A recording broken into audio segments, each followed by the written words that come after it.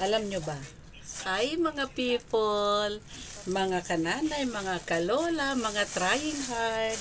Hali kayo, samahan nyo ako. Ako po ay na nakukurso na dahang aray ko, gawa ng tinapa. And maraming tuyong mangga dyan sa amin. May pinatay na mangga, nakalayo ng mga sanga. Pangatlong try ko na to. Nung una, ang ginamit kong panggatong, yung mga barbecue stick ko, pinagputol-putol ko. Hindi mausok. Pangalawang try ko, mga papel naman. Hindi rin maganda, kulang sa usok. Eto, nadaanan ko. Doon sa tabing building pala namin, may pinatay na mangga. Yung pinatay na punong mangga. Aray ko. Sana ba yung flies natin?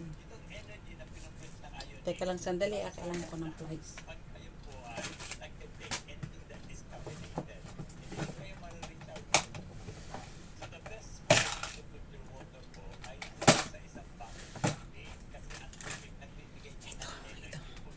Pa-flies ako para hindi masakit.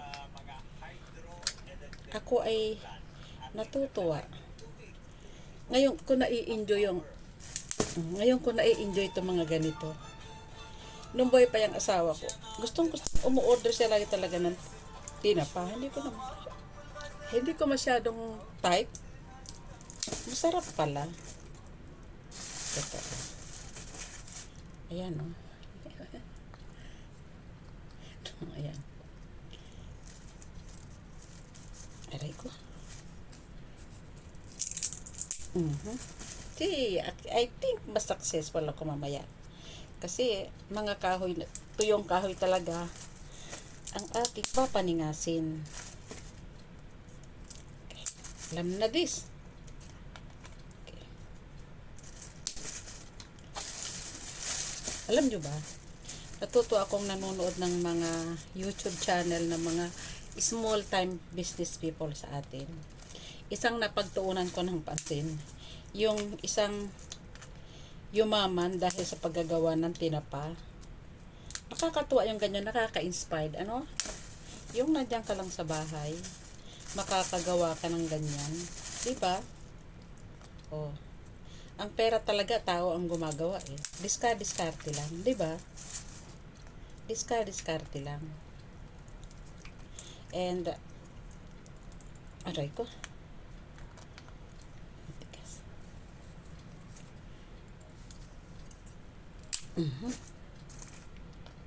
Galing. Mabuti na lang yung toolbox ng asawa ko. And then again. Ayan. Ang dami ko ng sanga ng kahoy. Okay. Pwede na ako magtinapa. Okay. Kasi mas mausok ang kahoy. Sa mga modern country, ginagamit nila yung mga chips na kahoy. No? Saan naman nakukuha ng chips na kahoy dito? Bibili pa kaya?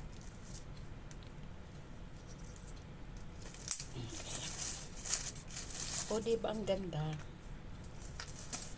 Okay. Mas makaano to, mas mausok. Kasi nagpapasarap pala sa tinapa, yung talagang smoke, Siguro sa susunod, susubukan ko mag-smoke ng baboy. Smoke ham. Hindi ko kaya to Bakit? Matigas. Kailangan ko ng Superman. Okay.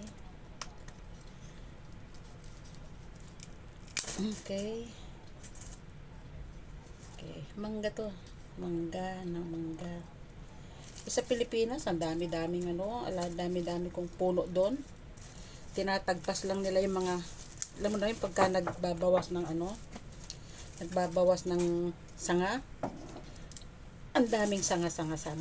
Araw-araw pinagkakagastusan mo yung iyong hardinero para lang magbawas ng mga kahoy ng mga sanga. Kaya sabi ko, mapapakinabangan ko yung pagdating ko doon sa Pilipinas. Mag-aaral akong gumawa ng ano ba yun?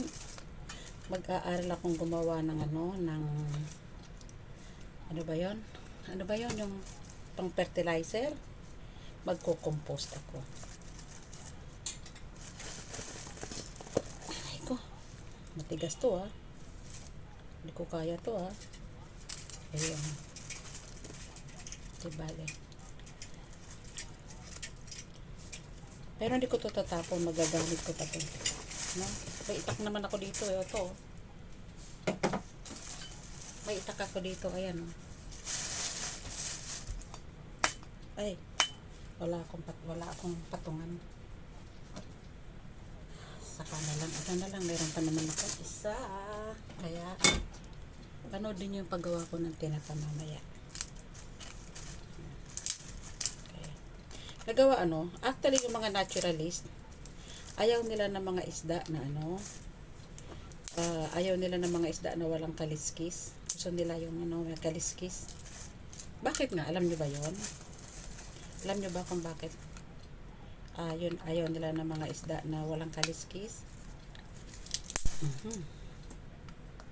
Alam nyo ba kung bakit ayaw nila ng mga isda na walang kaliskis? Okay, ayan. Ayan dami ko ng kahoy. Ayan. Gagawa ko ng tinapa. So, diyan na kayo. Bye-bye.